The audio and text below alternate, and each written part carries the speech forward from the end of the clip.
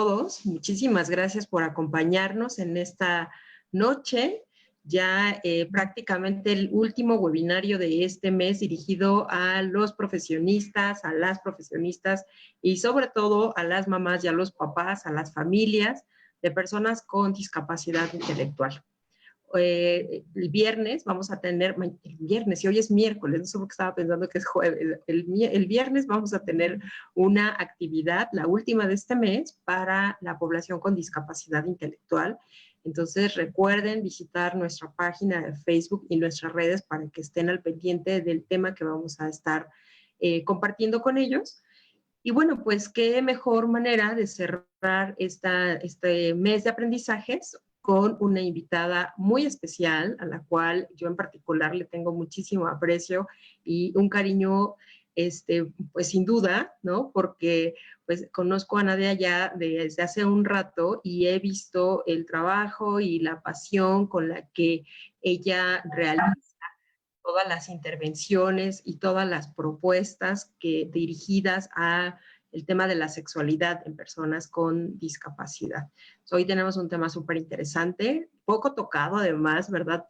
Nadia y Regina, ¿no? Un tema poco tocado que es la sexualidad durante la pubertad y la adolescencia. Nos llegaron ya por ahí algunas preguntas adelantadas a nuestro correo, Nadia, entonces al rato te las va a comentar Regina. Trataremos de darle respuesta a todos y a todas. Y bueno, pues antes de cederle la palabra a Regina Sáenz, que de manera muy amable de parte de Familias Extraordinarias, perdón, bueno, ya estoy como el comercial del señor de aquel programa, ¿no? De espectáculos diciendo un nombre por otro.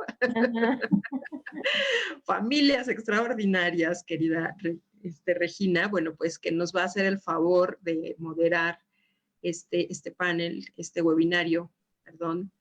Y me presento, soy Gabriela Martínez, directora del Movimiento Asociativo de CONFE, y nuevamente gracias a todas y a todos. Te cedo la palabra, querida Regina.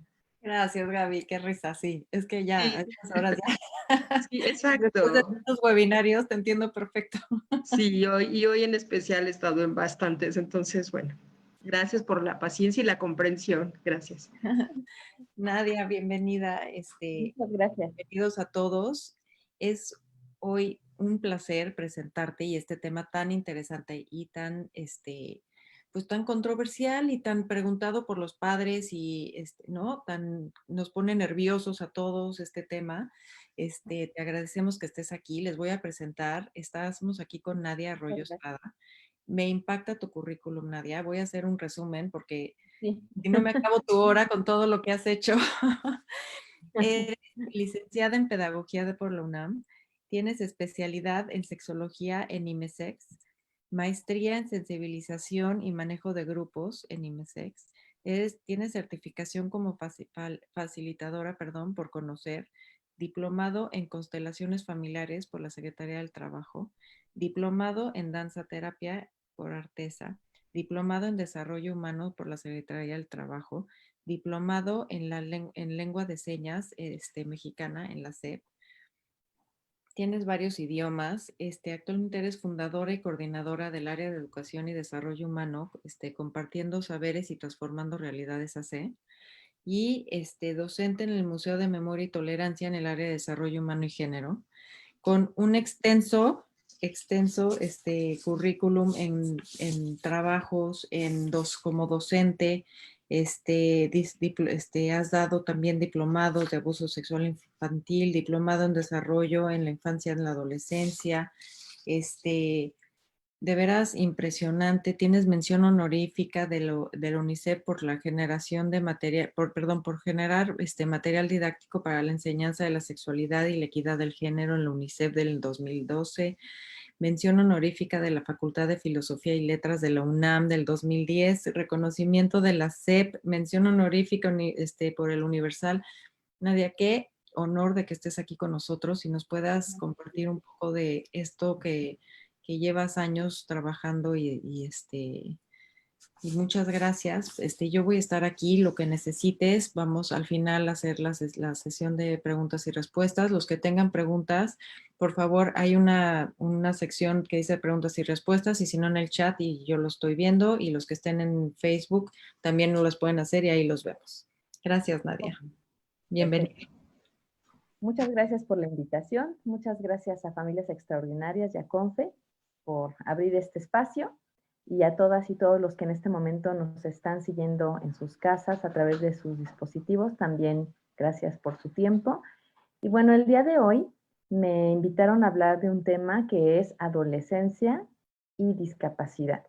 Entonces, bueno, antes me gustaría hacer como una puntualización, porque a veces creemos que adolescencia y pubertad son sinónimos y no es así. Cuando nosotros hablamos de pubertad, estamos hablando de la parte biológica, de la parte anatómica, de la parte cromosómica, que tiene que ver con que los cuerpos sean sexuados, que tiene que ver con los cambios de la infancia a la vida adulta, o las características que adquiere un cuerpo para tener la capacidad reproductiva. Y cuando hablamos de adolescencia, estamos hablando de los procesos sociales, culturales, educativos. Entonces, pues hay muy poca educación de la adolescencia, hablando de sexualidad, porque regularmente nos estaríamos centrando en el otro término, que es pubertad. Al menos, por ejemplo, en la educación oficial y en algunos espacios donde se da educación de la sexualidad, cuando las niñas y niños están adquiriendo las características sexuales secundarias, o bien cuando ya aparecieron, es cuando de repente pues aparece la educación de la sexualidad, y se centra únicamente en justamente hablarles de esto, que sus cuerpos van a tener modificaciones, que en el caso de las chicas pues, va a aparecer la menstruación, que en el caso de los chicos pues va a haber reacciones fisiológicas como es la erección, como es la eyaculación, pero la adolescencia se refiere a, y luego con este cuerpo, ¿qué hago? ¿Qué hago socialmente hablando? ¿Qué identidad le doy? ¿Cómo socializa con otras personas? ¿Cómo me muevo a través también de mi orientación sexual en los grupos sociales donde pertenezco? Esto otro, de lo cual muy poquito se habla en las formaciones de sexualidad dirigidas a adolescentes. Y bueno, entonces me gustaría empezar aquí con algo, compartirles con algo que yo he tenido la oportunidad de mirar, he tenido la oportunidad de escuchar de algunos adolescentes con discapacidad, que es justamente cuando están pasando de este periodo de infancia a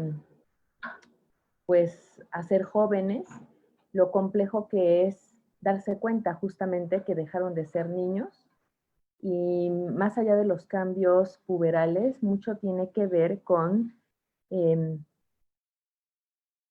muchas veces la exclusión y el rechazo social. Porque si bien cuando son niñas y son niños, a veces los espacios pueden ser un poco más inclusivos, más tolerantes en la parte social, pues posiblemente todavía se da que de repente haya una fiesta de cumpleaños en el colegio o en la institución donde ellos asisten y sean invitados, y esto empieza a cambiar a veces muy radicalmente hacia la adolescencia. Y viene acá pues yo diría como una crisis que tiene que ver con, ahora sí está muy marcado que yo soy diferente a las otras personas, que tengo tiempos de aprendizaje diferentes, que me cuesta más trabajo, que las chicas no me encuentran atractivo, o que los chicos no me encuentran atractiva, y muchas situaciones que viven las y los adolescentes, pues sin ninguna distinción, pero en el caso de la discapacidad, lo que yo he podido observar es que trae una crisis de identidad fuerte, porque si bien para cualquier otro adolescente, el hecho de definir cuál va a ser su identidad, a veces definir como hacia dónde van a dirigir sus estudios, un poco poder mirar hacia dónde va a ir su proyecto de vida, eso de por sí ya es complicado. En el caso de las personas con discapacidad se complica aún más. Por esto que les comento, que empieza en muchas personas a haber una conciencia real de que la discapacidad sí puede limitar sus relaciones, que sí puede limitar su inserción en el trabajo, que sí puede limitar su éxito académico, ajá, y a lo mejor lo que se fue como sobrellevando, digamos, escolarmente, en lo que fue el kinder, la primaria, la secundaria. A veces cuando están justamente en este nivel o pasan al nivel medio superior, es cuando ya verdaderamente se encuentran con que no pueden con la currícula ordinaria. Y entonces aquí lo que quiero resaltar o invitarles es que hace falta muchísimo acompañamiento en este sentido, ajá, en el sentido de la identidad. Ajá, la adolescencia mucho tiene que ver con el desarrollo de la identidad, de quién soy yo. Ajá, ya no soy el hijo de papá y mamá, ya no soy el niñito y la niñita, pues que me gustaba ir a las fiestas con mi familia y me satisfacía con que mis primas y mi mamá bailaran conmigo, o mis primos y mi papá bailaran conmigo en las fiestas. Empieza un desarrollo que va a la búsqueda de vínculos fuera de los lazos familiares. Y por lo tanto, estoy hablando de muchas situaciones muy frustrantes porque hay muchas personas con discapacidad que tienen muchas fallas, ajá, que en esta situación de querer romper el círculo social de lo familiar para irse a lo social, encuentran muchas limitaciones y hay mucha frustración.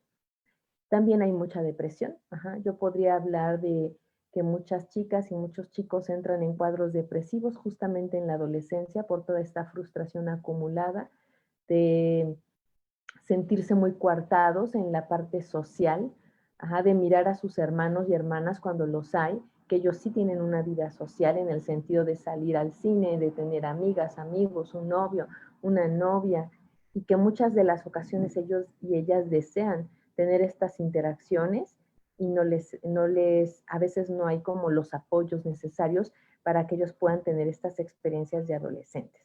Ajá. Aquí también quisiera puntualizar que he encontrado a muchas familias, sobre todo hablando de discapacidades como el autismo, que pues podemos decir que del espectro autista son las personas más funcionales, en donde tienen unas crisis muy fuertes durante la adolescencia, porque algunas familias han decidido no decirles que tienen una discapacidad. Ajá. Incluso, bueno, en esta que a lo mejor yo estoy hablando muy particularmente de personas que podrían en determinado momento pasar desapercibidas, pero incluso a veces en discapacidades que son, pues digamos, físicamente o funcionalmente obvio, en el sentido de que la persona tiene una limitación en alguna área, ajá, de su cuerpo, de la parte cognitiva. Aún con todo esto hay familias que evitan decir que la persona tiene una discapacidad o evitan hacer este nombramiento de ella. Entonces se convierte como en un tipo de tabú, como algo innombrable para la persona, y esto es muy complejo, porque en este momento de la vida, cuando ellas y ellos necesitan hacer una integración de todas sus características para integrar cómo va a ser su identidad, pues es una limitación muy grande el hecho de tener hasta esta edad, tener que darse cuenta que tienen una discapacidad y apenas empezar a trabajar con ello cuando se pudo haber trabajado desde momentos más tempranos. Y más aún cuando la familia ha tenido un discurso de siempre le hemos manejado que no tiene nada. Ajá, y obviamente esta persona en la vida se va a dar cuenta que hay algo que está pasando, ajá, porque se le está dificultando la parte cognitiva, porque se le está dificultando la parte social, afectiva, sexual. Y en estos momentos de frustración para ellos es bien complicado decir qué me pasa, ajá, por qué me pasa esto a mí y a las otras personas no les pasa. Y aparentemente no hay una explicación, pero sí la hay. Ajá, entonces aquí quiero hacerle una invitación a las familias que nos están escuchando, ajá, a entender lo difícil o lo duro que a veces es de por sí, ¿no? Ya pasar por el periodo de la adolescencia, pero cuando estamos frente a personas con discapacidad es un periodo fuerte porque hay que integrar el elemento de soy una persona con discapacidad, pero ya desde un entendimiento y una visión un poco más adulta que cuando se es niño. Por lo tanto, entra mucho la conciencia, ajá, de la parte de discriminación, entra mucho en la conciencia hasta dónde yo voy a ser capaz de desarrollarme académicamente, qué tipo de empleo es el que hay para mí, hasta dónde voy a poder llegar y todo esto, ajá, a veces es muy abrumador. para las chicas y para los chicos. Entonces, acá lo que tenemos que hacer es un acompañamiento en función de escucharles y de devolverles la información de, pues sí eres una persona con discapacidad, esto efectivamente sí tiene influencia en tu vida social, en tu vida laboral, en tu vida académica, pero acá hay que pues identificar cuáles son las herramientas o los recursos que se tienen a la mano para dar opciones y no quedarse limitados a lo mejor a lo poco que yo pudiera encontrar cerca de mi domicilio o a lo mejor cerca de, pues no sé, voy a poner otro ejemplo, que quizá mi hijo o mi hija funcionaron bastante bien en una institución durante la primaria, incluso durante la secundaria, pero llega un momento en que ya no hay más, en que ya no me puede ofrecer esta institución algo más para mi hija y para mi hijo, y a veces la seguridad que a mí me da como papá o mamá, que ya creció en esta institución y que ahí están sus amigos y que incluso yo ya me acomodé a vivir cerca de ahí y los horarios y demás, y a veces en la parte que tiene que ver con la vocación o en la parte que tiene que ver con el empleo, limitamos muchas veces a las personas a, pues es que en la escuela en la que va, nada más hay estas 3 opciones y pues tiene que adaptarse a escoger alguna de ellas. Y esto también, o sea, lo comparto porque lo he visto mucho en las situaciones como de crisis que llegan a tener los adolescentes, en la cual pues ninguna de las opciones laborales que a lo mejor alguna institución en particular les ofrece, les son atractivas y para ellos es muy frustrante tener que hacer algo, o sea, dedicarse a algo que no les agrada porque solamente esas eran las únicas opciones que había. Y entonces a veces yo me imagino cómo reaccionaría un adolescente que no tiene discapacidad ante la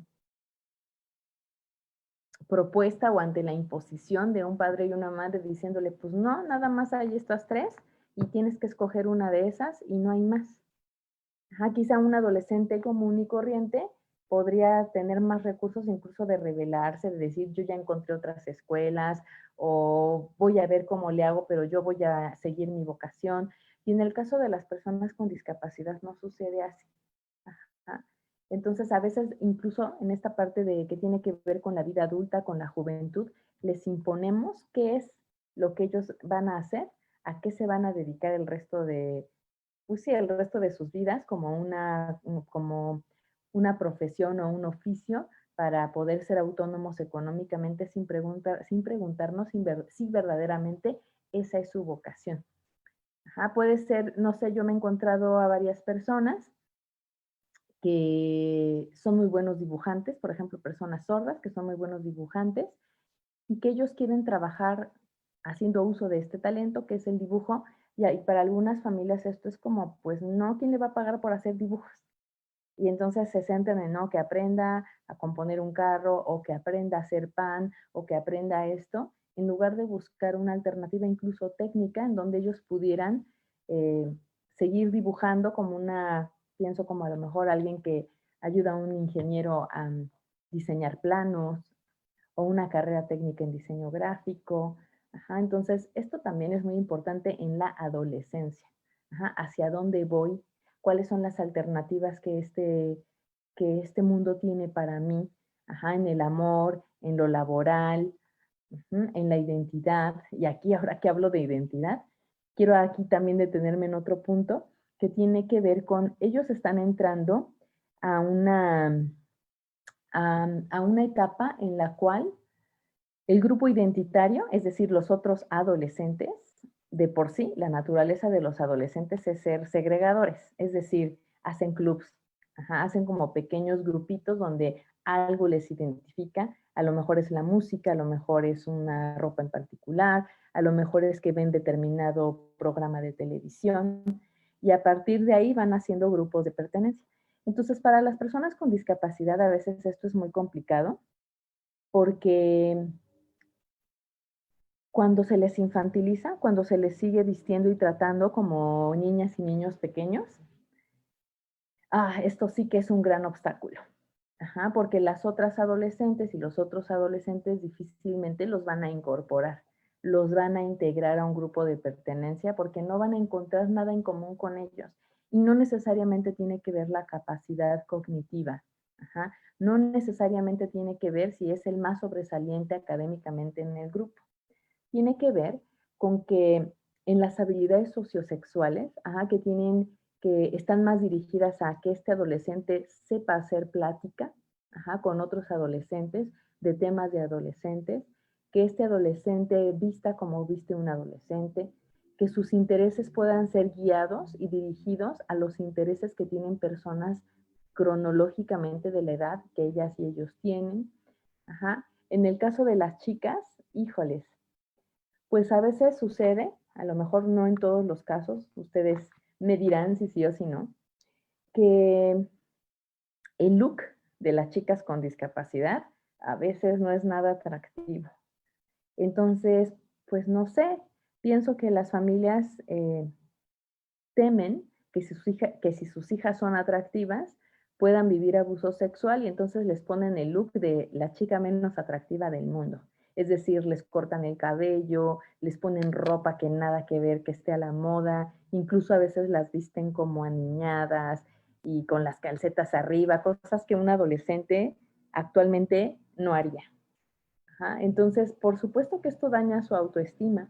Ella, igual que tú, igual que yo, mira la televisión, mira las revistas, mira a otras chicas en la calle, se da cuenta cómo es una mujer atractiva, cómo es una mujer que, pues, que puede volverse una persona que alguien desea abordarla.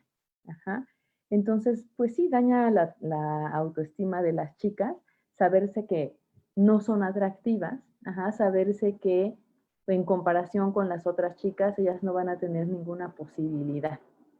Y me gustaría invitarlos a mirarlo así.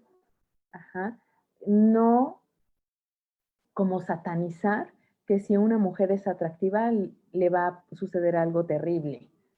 Para eso existe la educación de la sexualidad, para eso existe trabajar en toda una serie de habilidades, donde una de las habilidades tiene que ver con el autocuidado. Y autocuidado no nada más tiene que ver con la higiene del cuerpo, autocuidado no nada más tiene que ver con no darle la información a un desconocido en la vía pública.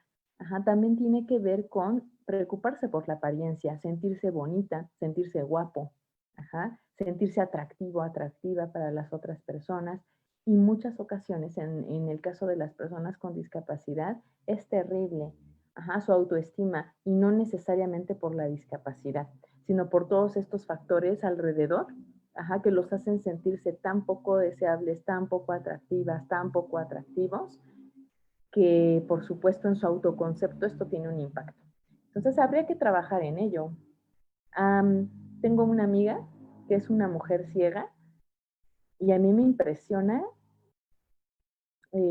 cómo es tan atractiva y tan bien presentada, incluso. Le encanta maquillarse. Ella ha tomado cursos de maquillaje y no ha visto los colores, pero le han dicho cuáles combinan con cuáles, y ella hace como todo un método para identificar las sombras de ojos y para identificar las bolsas y los zapatos y los sacos, y entonces hace todo por combinarse perfectamente y por maquillarse, y es impresionante. Cualquiera diría, ¿cómo una mujer ciega puede ser tan pulcra y puede ser como tan bien combinada si no ve? Entonces, si ella lo logró, nosotros lo podemos lograr también, si esto es algo importante para alguna de las chicas. Saber combinar su ropa. Hay ocasiones que las chicas a lo mejor sí tienen un guardarropa, digamos, un poco más actualizado, pero hacen unas combinaciones, en las cuales pues se nota que no han tenido un coach, o se nota que no han tenido una persona que les diga, oye, no, esto combina con esto, o estos tenis no van con esto. Y a lo mejor a veces se nos hace a nosotros como fácil decir, pues a ella le gusta, que así se vaya. O pues no veo necesario decirle algo en particular, pero porque en casa estamos habituados a que ellos son así y que así los aceptamos y no les decimos nada, pero esto sí tiene implicaciones sociales. Esto sí tiene implicaciones en que obviamente su grupo de pertenencia va a hacer señalamientos Ajá, y va a ser una serie de interacciones que no van a beneficiar para nada en en su capacidad de socializar o en su éxito en las socializaciones, que es indispensable en la adolescencia, ¿ok? Ahora me voy a pasar a otro punto porque quisiera hablar de varios que tienen que ver con la adolescencia, que es el amor. Ajá. El amor adolescente. Una de las experiencias, yo creo que más bonitas que existe en la historia de la vida es el amor en la adolescencia. Y las personas con discapacidad no están fuera de esta situación. Entonces acá nosotros muchas veces damos por hecho que eso de enamorarse, de tener un novio o una novia, de declarársele a alguien, de qué hago cuando alguien se me declara, son cosas obvias y no es así.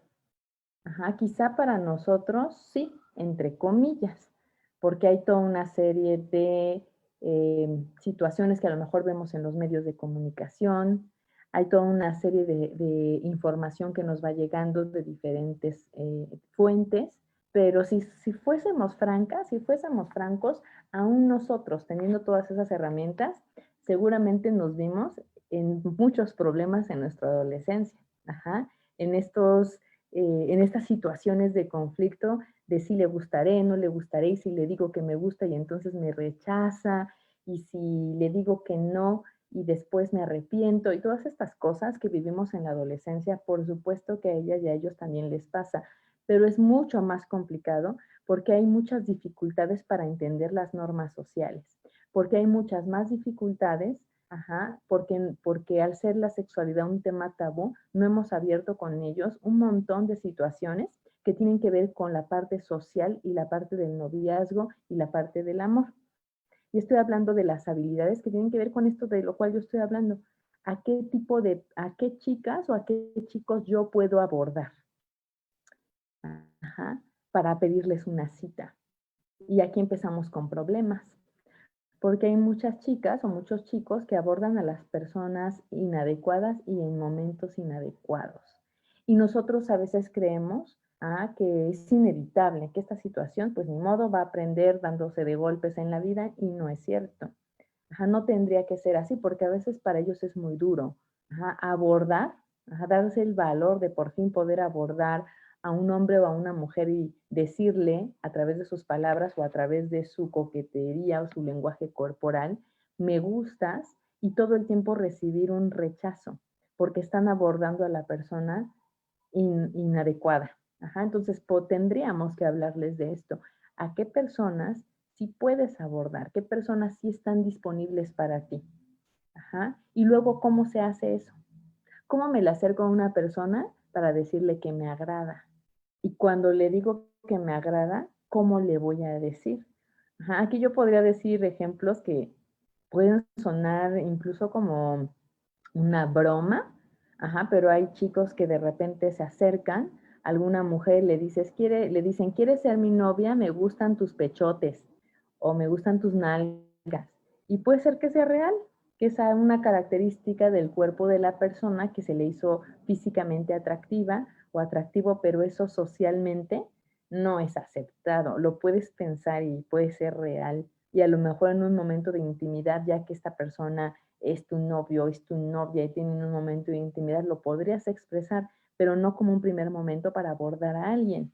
Ajá, entonces, como este ejemplo que acabo de decir, hay muchos ejemplos de cómo las personas con discapacidad, cuando no han tenido este entrenamiento tan guiado, ajá, en algo tan sencillo como es el noviazgo, como es el amor, como es que alguien que te guste, se enfrentan a un montón de frustraciones y acumulan muchísimo enojo, porque cada vez que intentan un acercamiento afectivo, porque cada vez que intentan ampliar su círculo de amigos, algo falla. Ajá, y entonces se van frustrando muchísimo. Y a veces la familia quiere consolar a los adolescentes diciendo, hijo, no te preocupes, que nadie quiere venir a tu fiesta, van a venir tus primas, invité a mis amigas, y nos la vamos a pasar muy bien, pero difícilmente alguno de nosotros hubiese aceptado algo así. Cambiar a nuestro grupo de amigos de la adolescencia por las amigas de mi mamá o por mis primas. Ajá, entonces, más bien creo que nos tendríamos que centrar en todo este desarrollo de habilidades sociales. Ajá. ¿Cómo cómo me le declaro a alguien, cómo le pido una cita. Y cuando ya me dice que sí, ¿a dónde va la gente cuando se hace una cita? Y ya fue a la cita esta persona. ¿De qué hablan las personas cuando tienen una cita? ¿Cuánto tiempo dura una cita? Y ya que nos llevamos bien en esta cita, ¿qué pasa después? O no me llevé bien con esta persona. ¿Qué pasa después? O sí, estábamos platicando y me llevé bien con esta persona, pero ya era la primera cita y luego quería que la besara y luego quería tocarme partes del cuerpo y no supe si yo tenía que acceder a algo así porque era una cita. ¿Se puede o no se puede en la primera cita? Ajá, entonces son un montón de preguntas que a lo mejor incluso quienes nos están mirando ahora también se hicieron en algún momento de su adolescencia y que fueron encontrando las respuestas, pero en el caso de las personas con discapacidad es un poco más complejo, porque todo este discurso social, todas estas normas sociales, ajá, todos estos lenguajes corporales incluso, para muchos de ellos no tienen un sentido tan obvio a primera vista. Y entonces hay que enseñar. Ajá, son las habilidades que hay que enseñar. Hablando del grupo de pertenencia, otra que me viene en este momento a la memoria, tiene que ver con el lenguaje sexual. Hace un momento decía el lenguaje de la seducción. Si yo estoy en una cita, ¿cómo me doy cuenta a través del lenguaje corporal de la otra persona que la cita la está disfrutando? ¿Cómo me doy cuenta en el lenguaje corporal de la persona que no está disfrutando para nada de mi compañía y de mi plática? Ajá. O cómo me doy cuenta que una persona está teniendo un lenguaje de insinuación sexual. ¿Cómo decodifico todos esos mensajes? Ajá. Esto también tiene que ser explícito. Ajá. Muchas veces, ¿cómo? Pues usamos el role playing. Ajá. O podemos usar historias sociales. O podemos usar cuentos. Ajá. Es decir, poner a la persona en todas estas situaciones que yo estoy hablando para poderle escenificar y para poderle gesticular y para poderle poner ejemplos de cómo reacciona una persona ante ciertas circunstancias o incluso al revés. Si a ti no te está gustando la cita, si a ti no te está gustando esta persona, si a ti no te agrada, ya te aburrió, ajá, ¿cuál es el lenguaje corporal? ¿Cuáles son las palabras con las cuales tú le haces saber esto a una persona? Porque también hay chicos que la verdad su nivel de, no sé si decir de asertividad o de sinceridad, es tan grande que no tienen este filtro, ¿no? Que aunque estén diciendo la verdad y aunque esto es lo que están sintiendo, hay que aprender a decirlo de una forma en que no sea como tan de golpe para la otra persona. Ajá, y esto también es una habilidad sociosexual. El decirle inmediatamente, oye, no me gusta, o ya me voy porque te huele la boca, así como de repente, ¿no? O sea, ellos suelen ser muy directos. Ajá. Entonces hay que enseñarles a cómo decir las cosas de una forma más sutil y no porque, no porque van a dejar de expresar sus sentimientos o necesidades, solo expresarlos de una manera en que sea un poco más amable para las otras personas que están conviviendo con ellos. Esto también es otra habilidad muy importante en la adolescencia. Otra habilidad muy importante en la adolescencia tiene que ver con cómo interacciono con las chicas y cómo interacciono con los chicos. ¿A qué voy? Independientemente de la orientación sexual que cada chica y que cada chico manifieste, ajá, es a veces esta prohibición que hay en las personas con discapacidad de ser sexualmente activas, activos, de tener noviazgos, de poder tener una pareja, ajá, hace que sean personas que tienen muy poca autorregulación del impulso. Y no es porque por la discapacidad esto tenga que suceder así, que sean impulsivos de tal manera que no puedan frenar sus deseos o sus instintos. Esto tiene que ver más con una situación del modelo de crianza, ajá, en el cual el modelo de crianza de la familia o a lo mejor de las instituciones en donde ellos han estudiado o han trabajado o han vivido ha sido tan permisivo, es decir, les hemos dejado que sus instintos sean quienes dominan y quienes mandan todo el tiempo en sus elecciones y cuando entra el instinto sexual ya no sabemos qué hacer. Ajá, antes era el berrinche, que se tiraba al piso y aventaba cosas porque a lo mejor no le daba el juguete que quería y entonces yo terminaba diciéndole, no, no, no, no, no, toma, toma, toma, no hagas el berrinche, aquí te voy a dar el juguete.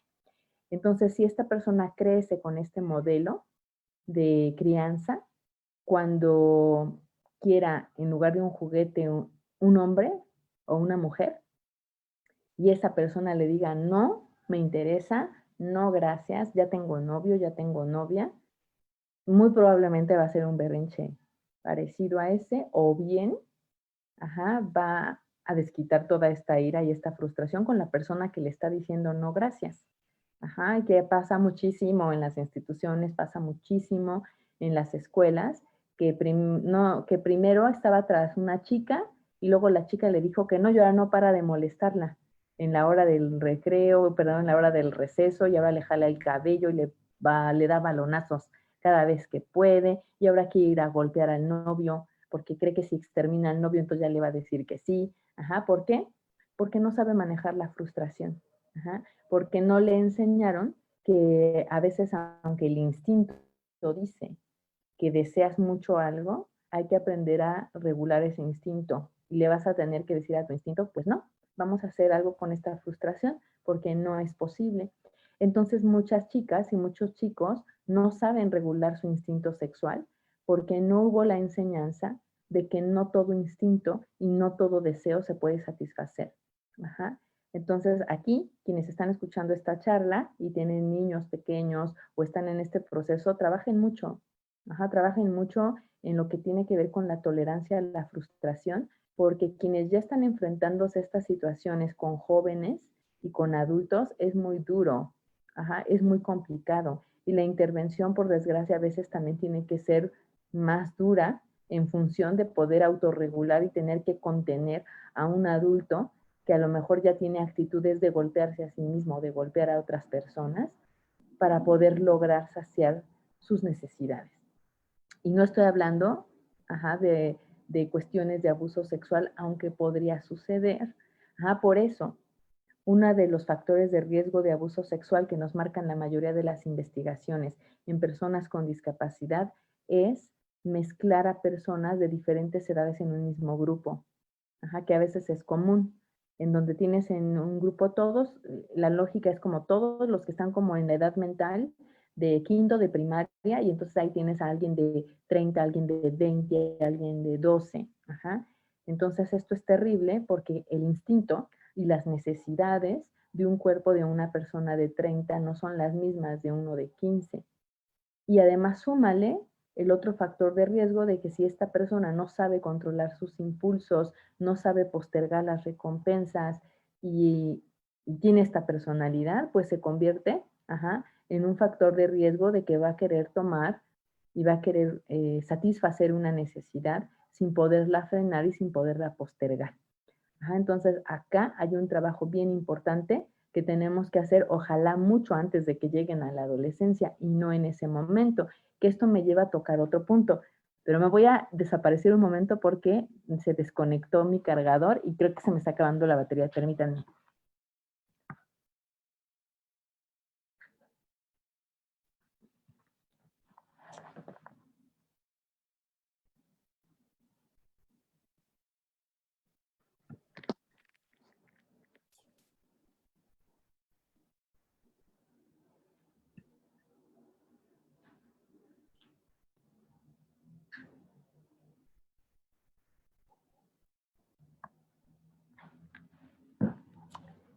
Listo, una disculpa. Bueno, entonces, ya quizá están tomando nota de todas las cosas que hay que trabajar en la adolescencia y esta última que estaba mencionando me llevaba a la otra, que tiene que ver con la masturbación. Entonces, de alguna manera ya hablé de lo importante que es que las personas puedan tener esta capacidad autorregulatoria del instinto. Si no lo trabajaron, va a ser bien complicada la parte de la masturbación. ¿Por qué? Pues porque la persona se le va a dificultar comprender por qué no puede sentir ese placer tan delicioso cada vez que tenga necesidad de hacerlo, cada vez que su cuerpo le esté invitando a hacerlo. Ajá, tiene que tener estas herramientas de autorregulación para saber que sí puede tener esa descarga sexual y que sí puede tener acceso a su cuerpo, pero en los momentos indicados, en los espacios pertinentes. Ajá, entonces acá no es sano cuando un chico o una chica tiene una actividad de este tipo, que si está en el trabajo, que si está en el aula escolar o en la actividad deportiva, esté donde esté en un espacio social, si nosotros miramos que empieza con una conducta de autoestimulación de genitales, decirle, pues si quieres ve al baño. O sea, entiendo la intención de no querer como estigmatizar el hecho de que se toque es algo eh, que no es algo malo o algo inadecuado, mejor dicho, algo inadecuado. Pero lo que a veces sucede cuando hacemos este tipo de intervención es que la persona pues podría estar medio de toda la jornada laboral o de toda la jornada escolar medio día en el baño. Y a veces no necesariamente haciendo una descarga sexual, sino simplemente se instaura un mecanismo, digo yo, como a la inversa. Ajá, en que es muy común que a lo mejor a un chico o a una chica no le agrada, voy a pensar, la clase de geografía. Y entonces ya se dio cuenta que la maestra, cada vez que se lleva sus manos a sus genitales, le dice que sí quiere ir al baño. Y entonces el chico mira esta asociación, la chica mira esta asociación, dice, bueno, viene la clase de geografía, me llevo mi mano a mis genitales y me van a mandar al baño. Y ahí la voy a pasar mejor que en la clase de geografía. Ajá, entonces, es muy importante que cuando hacemos estas intervenciones que tienen que ver con la autoestimulación genital, ajá, si bien no la vamos a estigmatizar y vamos a decir que es algo inadecuado o que es algo insano para la persona, sí es muy importante que la persona comprenda que cuando está en la escuela, por muchas ganas que tenga, en la escuela no es un lugar, ajá, para autoestimularse los genitales. Que por muchas ganas que tenga, el trabajo no es un lugar en donde uno puede ir a estimularse los genitales. Y en este sentido, alguna vez una persona con discapacidad me compartió su experiencia de que él tendría, pues a lo mejor como unos 10 años, 11 años, y en esa institución donde él asistía había personas con discapacidad de todas las edades, y para él fue un abuso sexual, ajá, la sobreestimulación, porque entonces él llega al baño y sabe que en alguno de los sanitarios con la puerta cerrada hay una persona mayor que él que está masturbándose y está eyaculando. Ajá. Y él no lo ve físicamente, es decir, no abre la puerta y no ve la imagen explícita, pero obviamente la imagen auditiva, ajá, se queda grabada en él, o sea, de qué estaba haciendo esa persona y por qué hace eso en el baño de la escuela, ajá. Entonces no nos damos cuenta a veces, ajá, que decirle a una persona, pues ve al baño, ajá, y hazlo en el baño de la escuela, implica incluso poner en riesgo a otra población, a niños más pequeños que a lo mejor están yendo al baño en ese mismo momento. Ajá, entonces, no es adecuado. Ajá, lo adecuado es que la persona sepa eh, contener esta parte instintiva sexual a un momento más apropiado, a un espacio más apropiado. Y dirigir esta energía sexual que está sintiendo en ese momento, dirigirla. Ajá, dirigirla a un deporte, dirigirla al arte, dirigirla a otra actividad, porque finalmente la energía sexual es energía creadora, ajá, es energía vital. Es tan fuerte la energía sexual que pues, nos creó a nosotros. Ajá, entonces la energía sexual se puede redireccionar para crear muchas cosas. Ajá, entonces también nosotros meternos, ajá, como en esta dinámica en la de pues descárgate, descárgate, descárgate, descárgate, descárgate, sin enseñarle a las personas que esta energía sexual se puede dirigir, ajá, a hacer otro tipo de actividades, también limita mucho las posibilidades. La persona se queda con la idea de que la única forma de sacar esto que estoy sintiendo es a través de una estimulación genital y de un orgasmo. Que no estoy diciendo que nunca tengan esta experiencia, por supuesto que sí, es natural y es una necesidad de cualquier ser humano. A lo que me refiero es que esta necesidad o esta energía sexual también se puede dirigir hacia otras actividades, se puede redireccionar Ajá, de otra forma, nosotros también estaríamos cayendo en estereotipar a la persona y decir pues que solamente es puro instinto esta persona y cada vez que tenga instinto pues que deje salir el instinto. Haciendo aquí un paréntesis en que muchas personas con discapacidad por cuestiones neurológicas tienen una dificultad o tienen dificultades para la regulación de los instintos. Ajá, entonces la sexualidad pues está acá atrás, está en el cerebelo, no está en el lóbulo frontal, está en la parte instintiva. Ajá, entonces cuando hay un daño, por ejemplo, en la zona frontal del cerebro, pues las personas van a ser mucho más instintivas porque no se van a regir por la racionalidad, se van a regir por el instinto. Y si yo estoy frente a una persona que de por sí, a lo mejor orgánicamente, ya tiene esta constitución, ajá, en la cual se va a regir más por el instinto, que por el razonamiento o por la toma de decisiones, entonces ahí yo aún más tendré que trabajar en la parte instintiva para ayudarle a regular el instinto. Y no al revés. En alguna ocasión estaba en un congreso de sexualidad y discapacidad y sinceramente me resultó muy inquietante escuchar que una persona hacía una pregunta y decía que su hijo había vivido abuso sexual y después del abuso sexual se masturbaba compulsivamente y la respuesta de la persona que en ese momento estaba dirigiendo dijo, no lo reprimas, déjalo, porque es su instinto.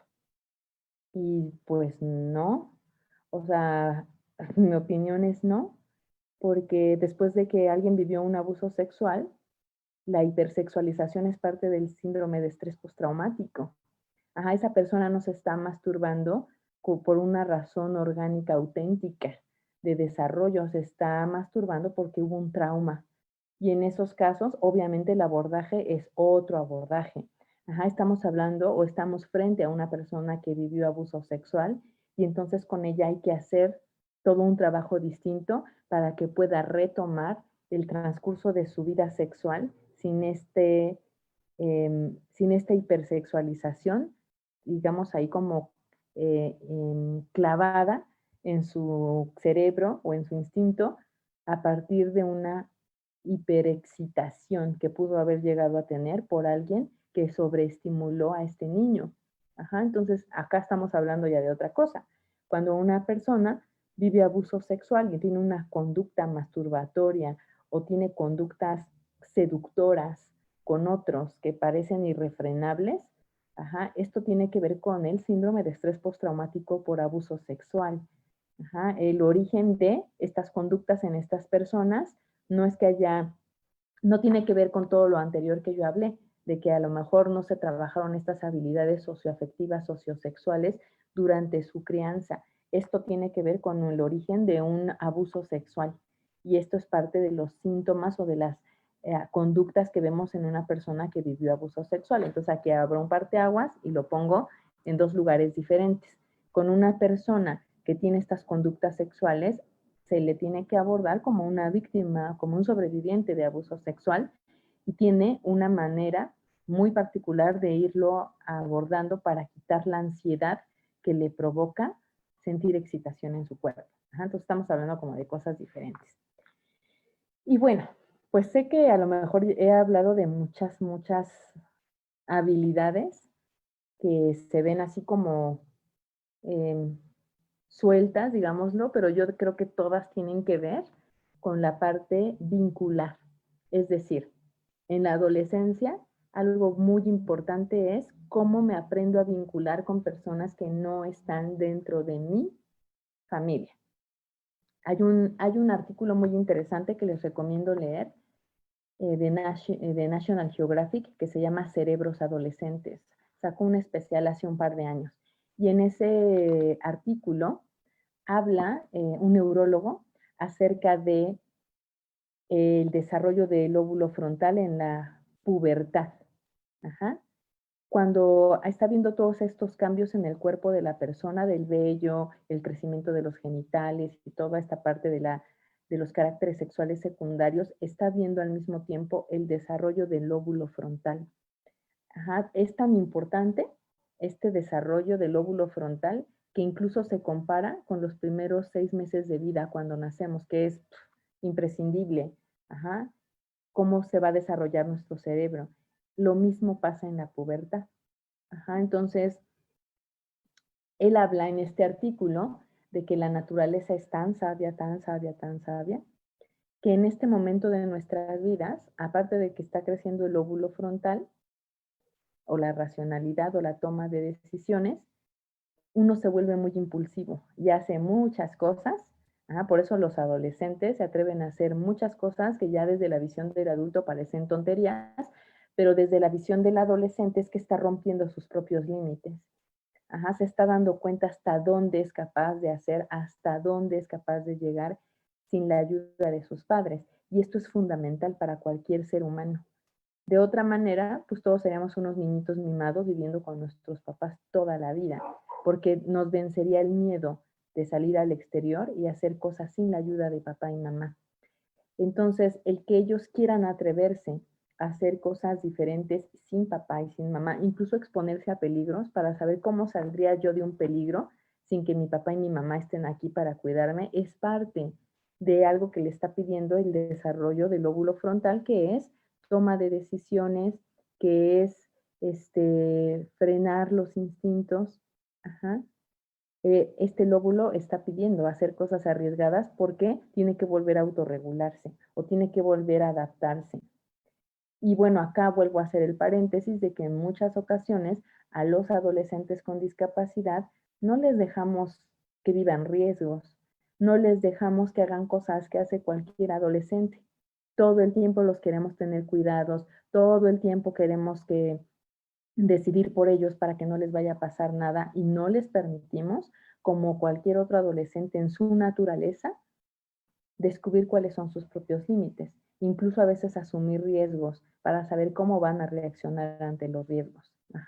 En este mismo artículo hay otra parte que menciona que está en la biología del ser humano, que cuando se llega a esta parte del desarrollo, este impulso de retar a los padres, este impulso de ya no querer pertenecer a la familia, sino buscar otro grupo de pertenencia, tiene que ver con el mismo instinto que tiene un pájaro cuando sale del nido, o tiene cualquier mamífero cuando ya cumplió su desarrollo o su crecimiento con el clan o con la manada y ya tiene que irse a vivir su propia vida y a tomar su propio camino.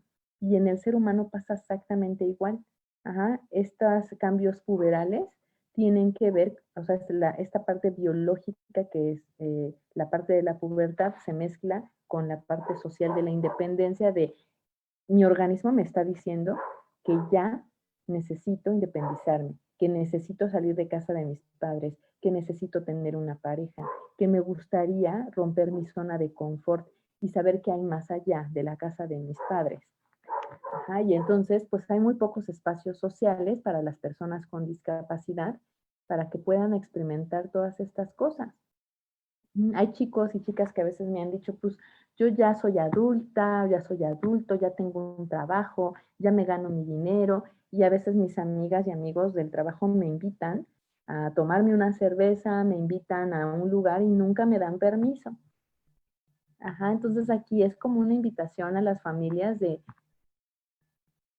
pues haciendo una valoración de las habilidades que tienen los chicos y de los espacios sociales a donde puedan ir, que sí les den permiso, que se puedan permitir, que ellos también tengan estas experiencias, porque son parte de la vida y también son parte del aprendizaje y también son parte de asumirse como adultos y de socializar como adultos, porque no van a ser niños siempre, ¿ok? Entonces hasta aquí lo que quisiera compartirles el día de hoy y le pediría a Regina si hay alguna pregunta que me quiera hacer llegar. Nadia, padrísimo todo. Y sí, millones de preguntas tenemos. Si quieres, empezamos por las que hemos estado viendo en Facebook y de ahí nos seguimos a las de aquí del Zoom. Y la primera es, ¿cómo le explico a mi hijo de 12 años con síndrome de Down que me pregunta acerca de su pene que se le pone duro, que tiene un hueso ahí? ¿Cómo le explico sus cambios? Pues mira, como él es un chico con discapacidad intelectual, tendrías que usar material concreto. ¿A qué voy? Si estamos frente a un chico que puede entender ilustraciones, le podrías enseñar ilustraciones, es decir, una secuencia de imágenes en donde va a estar el pene en su flacidez y va a ir erectándose. Ajá, y tú le vas a explicar que esta es una reacción, ajá, que tiene el cuerpo como cuando alguien estornuda, ajá, que es una reacción eh, que muchas veces se refleja y que en otras ocasiones actúa porque hubo un estímulo de afuera, ajá, que influye en que el pene se erecte y que regularmente tiene que ver con algo que le guste o que le cause placer. Ajá, pero tú puedes enseñarle a tu hijo con ilustraciones. Si no te funcionara con ilustraciones, si él requería de algo más concreto, entonces quizá podrías usar una secuencia de fotografías. Ajá. Si tu hijo fuera más grande, estoy hablando si alguien tuviera esta misma pregunta, pero estuviera frente a un adulto, podría enseñarle un fragmento de video donde se vea una erección de una persona real, o sea, no de una ilustración. Otra forma de podérselo enseñar es que pues ya hay juguetes sexuales muy sofisticados y hay sex shops donde venden penes que tienen erecciones y eyaculaciones. Ajá, entonces, este puede ser un material, o sea, no está hecho con ese fin, pero pues nosotros nos valemos de lo que haya. Ajá, pero antes no existía esta posibilidad y ahora ya la hay, porque a alguien se le ocurrió hacer ese juguete sexual y a mí me parece un excelente material didáctico que en algunas sex shops venden esto. Ajá, entonces, vamos a ir de lo menos explícito a lo más explícito, considerando dos factores. Uno, la edad de la persona. Ajá, obviamente, si estamos frente a un niño o frente a alguien que está en la pubertad como tu hijo, lo ideal sería usar primero ilustraciones. Ajá, pero si no le funcionaran, porque sé que hay chicos que les es difícil decodificar que esa imagen están hablando de su pene, entonces tendría que ver algo un poco más explícito como fotografías o quizá ilustraciones como de almanaque médico, ajá, que no es como tal una fotografía, pero se acerca muchísimo a una fotografía. Eso es lo que podría decirle a esta mamá. Un poco relacionado es, varios preguntan a partir de qué edad se tiene que empezar a tocar el tema. Hay algunos que dicen que sus hijos tienen 15 y no lo han tocado, otros 13 y demás. Desde preescolar, porque, o sea, esto va creciendo. Es decir, hay que primero hablar del cuerpo, de las partes del cuerpo, nombrar las partes del cuerpo, saber que yo tengo un pene o que yo tengo una vulva, ajá, y que esta parte del cuerpo son las partes privadas, y que, o sea, esto nos va a dar las bases para más adelante, y que las partes privadas solo se tocan en ciertos espacios y solo ciertas personas tienen acceso a ello, y que este cuerpo va a cambiar, ajá, y va a tener sensaciones diferentes y necesidades diferentes, ajá, y todo esto nos va llevando por las diferentes edades y cuando la persona ya tiene erecciones y ya tiene eyaculaciones, ya tiene toda esta base. Ajá. Si no les han dicho nada, pues tendrán que empezar como acabo de decirlo yo. Ajá, lo tenían que haber aprendido desde preescolar, pero si no se hizo, pues lo tenemos que hacer ahora. Ajá, vamos a tener que empezar desde esto para ir construyendo arriba, arriba, arriba, porque es muy abrupto. Imagínense si para nosotros lo fue, ajá, en el modelo educativo que nos tocó de sexualidad, que de repente, hoy vamos a tener la charla, y pum, te aventaban toda la información de un sopetón, ajá, y uno decía, ¿por qué no me contaron esto antes? Ajá, o ¿por qué todo en este mismo momento? Por qué no me lo fueron dando poco a poco? Es como quererle meter un bistec a un bebé para que se lo coma, ajá. Entonces lo ideal es, pues, darle papilla y luego darle fruta hasta llevarlo al bistec. Ajá. Y lo mismo pasa con la educación de la sexualidad. Hay que ir de menos a más, hay que empezar desde que son pequeños, pero si alguien me está escuchando y no lo hizo, tampoco se vaya a colgar de la lámpara. Sí lo puede hacer, pero va a tener que tomar en cuenta todo lo que no enseñó y pues le va a llevar un poco más de tiempo. Claro. Mi hijo tiene síndrome de Down, tiene 19 años. Nunca ha tenido novia. Sí se emociona con las chicas guapas, pero con sus amigas no. No sé por qué, puede ser porque tiene poco lenguaje. ¿Cómo puedo hacer para ayudarlo? ¿Es normal? Pues mira, ay, no sé si ustedes han visto la película de Will Smith, la de Hitch, donde es un hombre que le enseña a los hombres cómo conquistar mujeres. Eso hace falta. O sea, hace falta que a los chicos con discapacidad, algún chico que más o menos tenga por ahí su edad, les dé clases de cómo conquistar a las chicas. O sea, ¿qué es lo que le agrada a una persona? Como les decía yo, ¿cómo abordas a una persona? Ajá. Hace poco platicaba con un chico que también pues tiene esta intención, de hecho él ya no es adolescente, ya es un adulto, y no encuentra como dónde socializar. ¿Por qué? Pues porque nada más va a su trabajo y de su trabajo va a su casa, no sale más. Entonces, esto es como de repente hay como una expectativa de que alguien va a tocar a la puerta y va a decir, oigan, solicitaban un novio aquí, solicitaban una novia acá, ¿no? Y eso no pasa, no pasa. Cuando uno quiere pareja, tiene que salir a buscar una pareja. ¿Y a dónde vamos a buscar una pareja? Pues habrá personas que la quieren fácil y se van a un bar y ahí dicen, a ver, ¿a quién me ligo hoy? Pero habrá personas que dicen, no, pues si yo soy una persona que le gusta el deporte, me meto a un club deportivo y ahí quise encontrar a alguien que es afín a mí, que le guste el deporte. Si a mí lo que más me encanta es bailar, pues entonces me meto a clases de baile y a lo mejor ahí me encuentro a alguien que igual que a mí le guste bailar. Y esto es lo que yo regularmente le digo a los chicos. ¿Para qué eres bueno? ¿En qué destacas? ¿En qué podrías ganarte la admiración de alguien? Entonces alguien me dice, no, pues soy muy buenísimo jugando ajedrez. Métete a un club de ajedrez, o sea, y que las personas te conozcan porque eres muy bueno jugando ajedrez y posiblemente ahí puedas encontrar un grupo de pertenencia, amigas, amigos, incluso podría ser una pareja, pero no va a llegar a tu casa. Todavía eso no lo entregan en Mercado Libre. O sea, no puedes pedir una novia para que te llegue. Tienes que salir a buscarla. Entonces también eso es parte de... Sí, ojalá se pudiera, ¿verdad? Preguntan, ¿y las personas con discapacidad que se manifiestan abiertamente como homosexuales, cómo viven este doble estigma? ¿Qué apoyo se recomienda para ellos? Ay, qué buena pregunta. Claro que en la discapacidad va a haber diversidad sexual, como en todas partes. Vamos a encontrar personas que son homosexuales, lesbianas, asexuales, bisexuales. Entonces, pues sí, por desgracia viven una doble estigmatización y yo me he dado cuenta en mi trabajo que incluso la propia comunidad de personas con discapacidad lo segregan. Y pues yo lo que le diría a esta persona es que, como ha pasado en la historia del movimiento LGTBI, es que ha empezado con los grupos de padres, ha empezado desde las acciones que la sociedad civil hace para visibilizar estas cosas.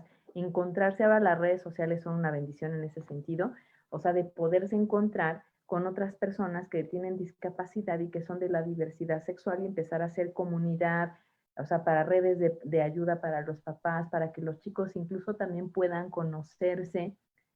Porque si de por sí vamos a hablar de una forma, a lo mejor del grueso de la población, son heterosexuales, les cuesta trabajo encontrar pareja, ahora cuando hay personas de la diversidad sexual, pues está peor, porque hay que encontrar a más personas, que son de la diversidad y que a veces uno corre muchos riesgos. Eso me recordó hace un par de años que conocí a un chico sordo, que también él era de la comunidad, él es homosexual, y pues él no había tenido educación de la sexualidad, él no había tenido ningún tipo de información, y entonces él solo un día se entera que la comunidad gay se reúne en la zona rosa y él dice, bueno, pues voy a ir allá a ver si encuentro a alguien que me pueda aceptar, y sí se encontró a alguien, pero tenía una relación sumamente abusiva porque era una persona pues sin discapacidad y lo vio a él que no sabía nada, que tenía discapacidad y se hizo una relación muy abusiva.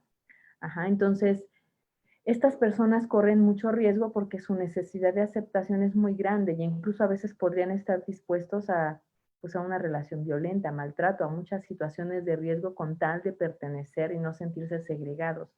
Entonces, en la medida en que nosotros como sociedad civil, como instituciones, abrimos el tema, abrimos los espacios para que ellos se sientan incluidos, pues de alguna forma damos un acompañamiento que en este ejemplo de este chico que estoy dando no lo tuvo. Y él tuvo que enfrentar la vida solo como pudo, pero se arriesgó a muchas cosas de mucho riesgo. Entonces lo ideal sería eso, una invitación a las instituciones, Ajá, que también, porque pues sí me ha pasado más de una vez, que me encuentro con instituciones donde las propias instituciones los estigmatizan.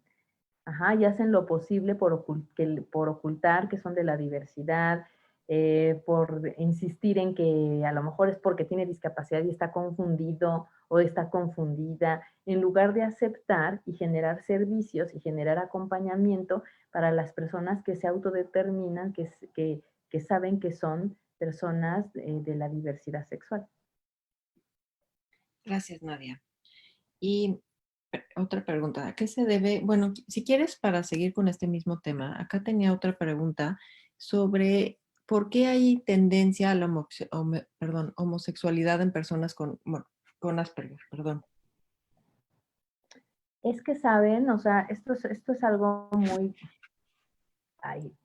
no complicado, voy a explicar. Muchas personas con autismo, ustedes lo saben mejor que yo, son sensoriales. Todo su mundo entra a partir de lo sensorial. La sexualidad es igual. Ajá, si yo soy toda sensorial, si yo soy todo sensorial, pues mi sexualidad también va a ser sensorial. Ajá, entonces pasa mucho con las personas con discapacidad, que lo que buscan es un placer sensorial. Voy a ser más específica. Me gusta frotarme en el pecho, en la espalda de alguien. Ajá, o sea, encuentro el máximo placer cuando yo me froto en la espalda de alguien. Ajá, de alguien. No importa quién sea. Ajá, no importa si es un hombre, no importa si es una mujer, no importa si es una persona intersexual, no importa. Es una espalda. Ajá. Entonces pasa mucho con las personas del espectro autista que lo que buscan es un estímulo sensorial. No están pensando en el sexo de la persona que les está dando el estímulo sensorial. Y eso muchas veces nosotros lo confundimos porque no nos atrevemos a ver un erotismo diferente al propio. Ajá.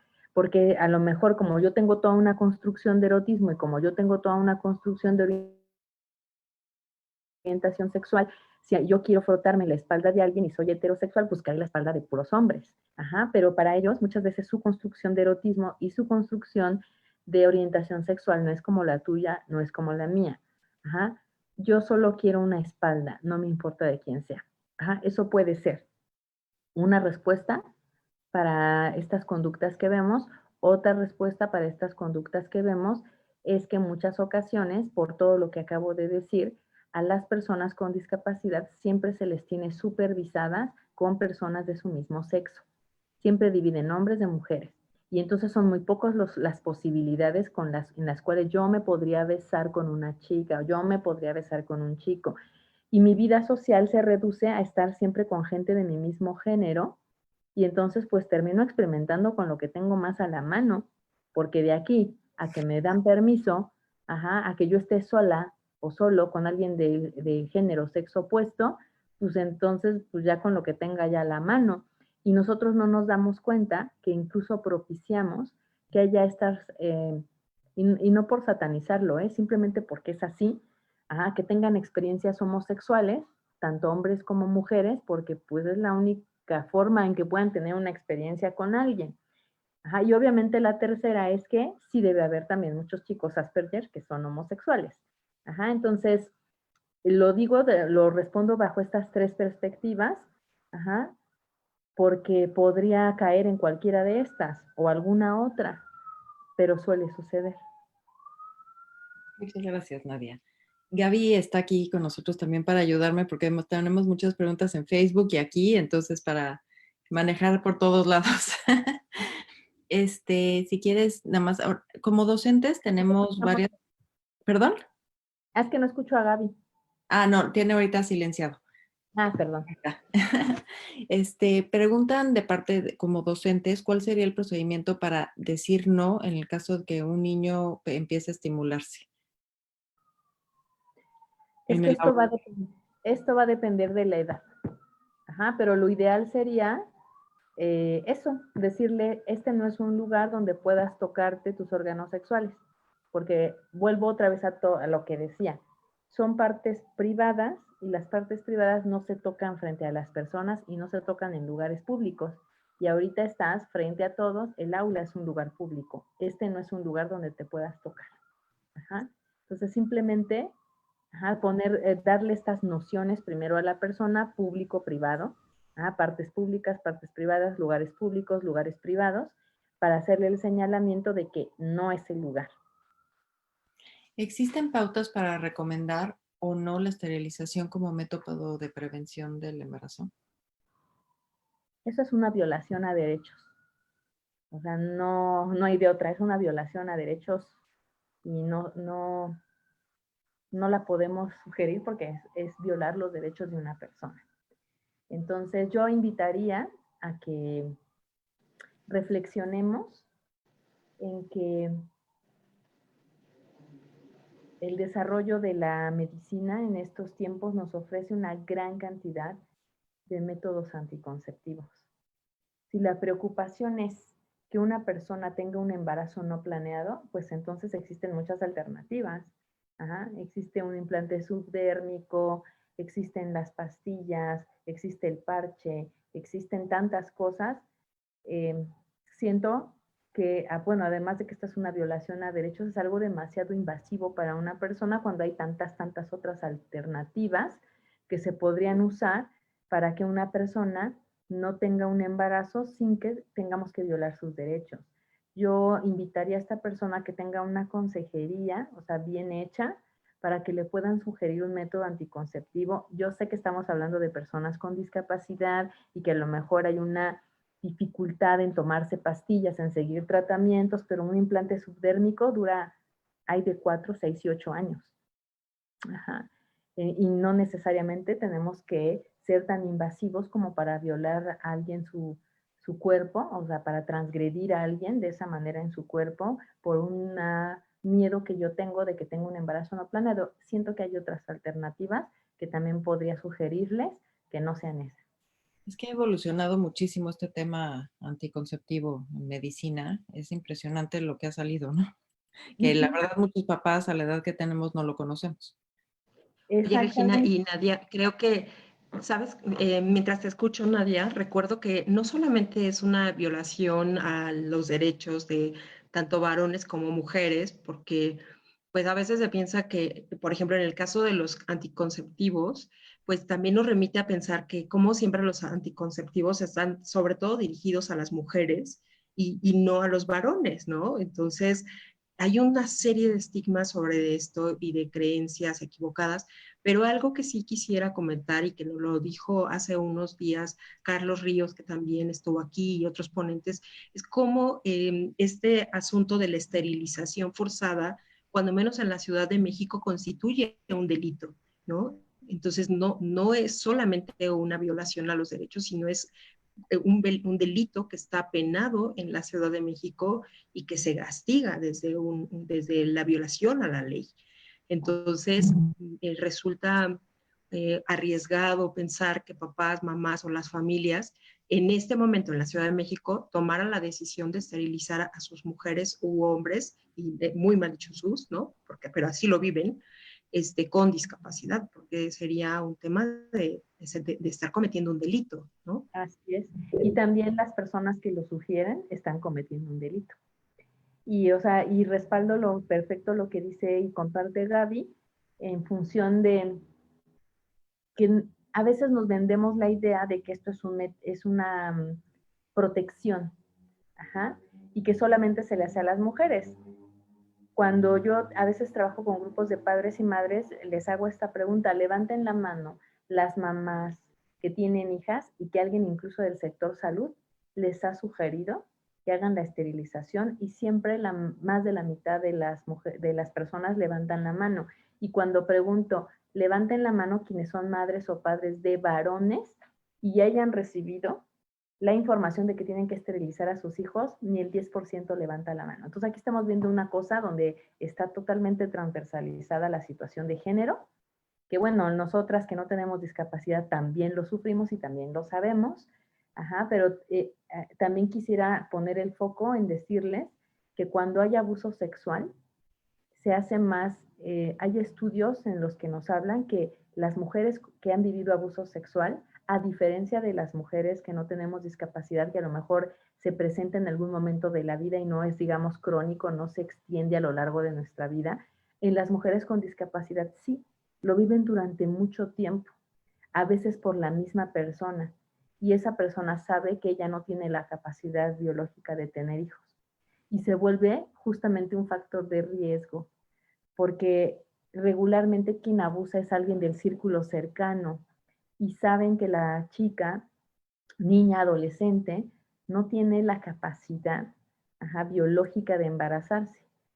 Si ustedes leen estudios acerca de incesto en población en general, el incesto regularmente termina cuando el perpetrador se da cuenta que viene la menstruación de la chica, porque entonces ya se podrían dar cuenta que está abusando que alguien está abusando de ella, porque podría haber un embarazo. Así es como funciona esta gente. Entonces, imaginen lo que implica que estas mujeres nunca tengan la posibilidad de embarazarse para los perpetradores. Nosotros lo vemos desde un lugar, pero por desgracia, a veces no vemos el otro lugar, que es como girarlo y decir, entonces se vuelve un factor de riesgo. Y aquí a lo mejor quien quiera leer pueda irse a las noticias de hace un par de años de lo que pasó en la Casa Hogar Esperanza, donde quienes estaban custodiando esta casa fueron y esterilizaron a todas las mujeres con discapacidad intelectual de este lugar y después las violaron a todas. Y las violaban sistemáticamente porque sabían que ninguna de ellas podía quedar embarazada de estas interacciones. Entonces, no digo que tenga que ser así, pero les hago esta devolución en función de que no se vendan la idea de que esterilizar a una mujer la está resguardando de todos los males sabidos y por haber. Eso no es real. Lo que es real es que puedes trabajar en sexualidad, es que puedes escoger un método que les funcione a ella y un montón de cosas más que tenemos que trabajar y mirar, porque en muchas ocasiones creo que esta es como la solución de pues la esterilizo y me olvido de todo, y no es así. Claro. Hay una pregunta, Nadia, sobre si tú consideras que la asistencia sexual puede ser un mecanismo para la obtención real de una experiencia sexual. Esta pregunta también es algo complicada. ¿Por qué? Yo les decía que hay que desarrollar toda una serie de habilidades sociosexuales, incluso para lo que acaban de mencionar. Vamos a poner el ejemplo de una persona que no tiene discapacidad, y a lo mejor da un poco de risa, pero hay personas que cuando están con una trabajadora sexual o con un trabajador sexual y esta persona dice, te amo, eres guapísimo, guapísima, se lo creen y no tienen, según entiendo, o sea, ninguna distorsión o situación cognitiva que les permita darse cuenta que están pagando y que por eso esa persona está siendo amable y por eso esa persona cede a las prácticas sexuales porque hay un pago de por medio.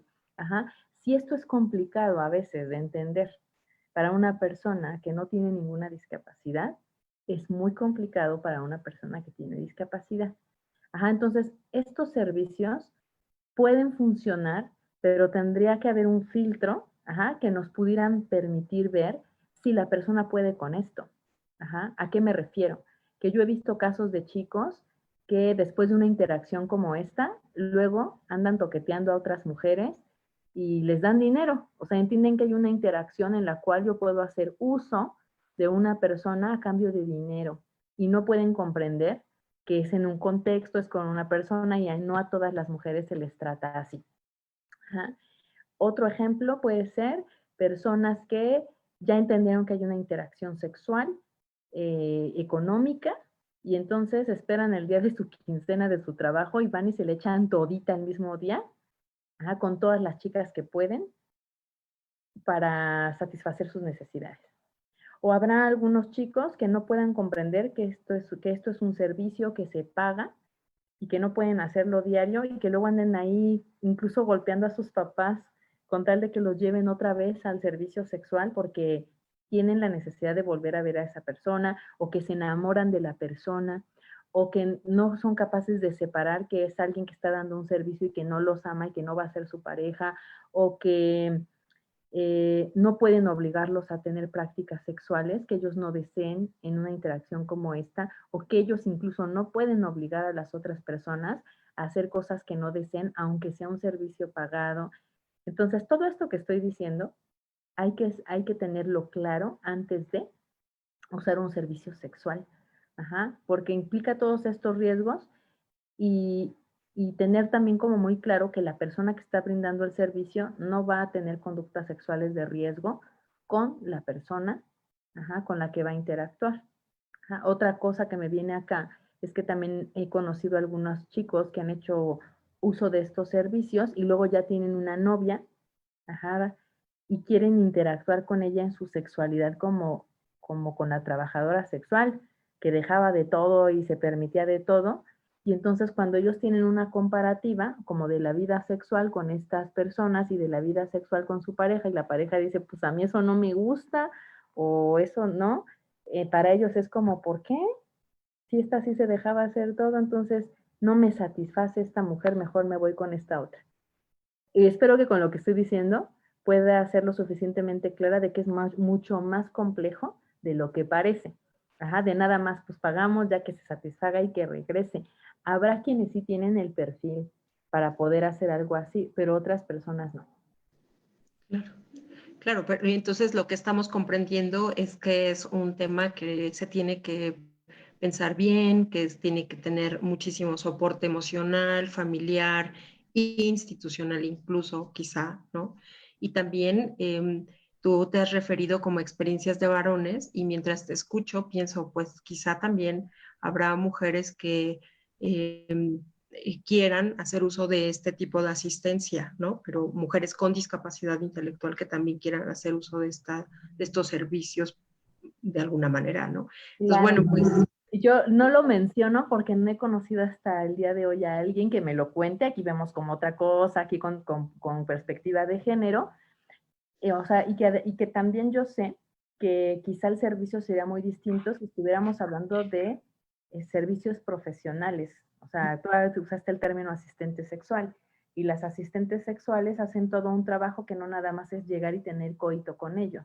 O sea, es todo un acompañamiento, pero en México todavía no existe esto. Y pues en los países donde existe, incluso también tienen un filtro como para poder determinar quién puede ser usuario o usuaria del servicio y quién no. ok, de acuerdo. Regina, si estás de acuerdo, vamos cerrando, ¿no? Ya se nos ha acabado el tiempo, pero pues, ¿cuál sería de alguna manera el mensaje final para las mamás, los papás o las familias de adolescentes y de pubertos, ya que hiciste bien esa diferencia entre la pubertad y la adolescencia? ¿Cuál sería el mensaje para las mamás, papás y familias? Nadia. Pues que si tienen otros hijos adolescentes, o si ya han pasado por ahí otras veces, que no se asusten, que hagan lo posible por acompañar de la misma manera como hicieron con sus otros hijos adolescentes, que no porque su hijo o hija tenga discapacidad, no tiene las mismas necesidades que tuvieron sus otros hijos, o incluso si no fue así, regresarse a nuestra propia adolescencia y recordarla y entender que para ellos es bien complicado. O sea, para ellos pasar por esta etapa sí implica muchos duelos, ajá, implica entender muchas realidades y es duro, ajá, pero no lo digo desde la conmiseración, o sea, lo digo desde que no los dejemos solos viviendo esto, ajá, que podamos gestionar o que podamos tener más apoyos en todo lo que yo les decía, ¿no? En abrir grupos sociales, en que puedan salir a tener grupos de pertenencia, que tengan una identidad mejor trabajada, mejores habilidades de socialización, y entonces esta experiencia llamada adolescencia sería menos traumática, sería un poquito más llevadera, si podemos gestionar todos estos apoyos alrededor de ellos para que puedan tener una adolescencia lo más parecida a cualquier otro adolescente. Así es. Gracias. Y bueno, también algo que quisiera decir a los papás, si me dan me robo un minutito, es que en breve voy a lanzar una formación. Y la formación que quiero lanzar es justamente compartir con las familias y con los profesionistas cuáles son las competencias muy específicas y los contenidos muy específicos que se van abordando edad por edad. Porque sé que hay muchas preguntas y muchas tienen que ver con esto. Bueno, si mi hijo tiene tanto, entonces, ¿qué hago? Y si mi hijo tiene tanto, entonces, ¿qué hago? Pero si mi hijo tiene 35, pero me dicen que su edad mental es como de tal, que ahí siempre se me hacen bolas, ¿no? Que yo siempre les digo, tu hijo tiene su edad cronológica, punto. Para la sexualidad no hay diferencia. Es la edad cronológica y de ahí vamos a partir. Entonces, en un par de semanas voy a lanzar un curso para irlos acompañando mirando todas las etapas de desarrollo psicosexual, diciéndoles qué se va a enseñar en cada etapa, qué competencias son las que se van hilando para poder ir logrando todo esto de lo cual hablé yo hoy. Entonces, pues aquí les dejo esta publicidad que justamente tiene que ver con esto que vamos a ver, de ir pasando por las etapas de desarrollo. Aquí aparece un teléfono de WhatsApp. Si alguien quiere mayor información, pues aquí puede contactar. Y me pedían mi correo electrónico en el chat, es nadiaeduca@gmail.com. Ahí también me pueden escribir. Y ya lo mencionaba en un primer momento Regina. Aquí está el logotipo de la institución, que es Compartiendo Saberes y Transformando Realidades AC. Así nos pueden encontrar en Facebook. Y así pueden ir siguiendo también algunos otros eventos como este y otros en los cuales vamos participando, compartiendo pues diferentes aspectos de sexualidad, entrevistas en otros espacios que también he participado, las pueden rescatar de ahí y también las pueden ir mirando con mucho gusto. Pues estamos aquí para servirles. Nadia, que nos quedamos con mucho que pensar, con mucho que analizar, con mucho que digerir. Y te agradecemos muchísimo que hayas estado aquí. Gaby, no sé si quieras cerrar. Sí, bueno, pues igual extender este agradecimiento, Nadia, y a Regina también, que bueno, pues nos ha acompañado esta noche a hacer la moderación. Nos deja, pues sí, muchas reflexiones. Hay mucho trabajo todavía que hacer en este campo. Y bueno, pues a todas las personas que nos han acompañado esta noche, también agradecerles su presencia, recordarles en otro tema que el viernes, el 31 de julio a las 4 de la tarde, tenemos la actividad para personas con discapacidad intelectual, que será una clase de mandalas. Pueden encontrar esta información en nuestras redes sociales, el material que se va a utilizar. Y bueno, pues todavía tenemos algunos días de descanso en este verano que se ha antojado muy largo.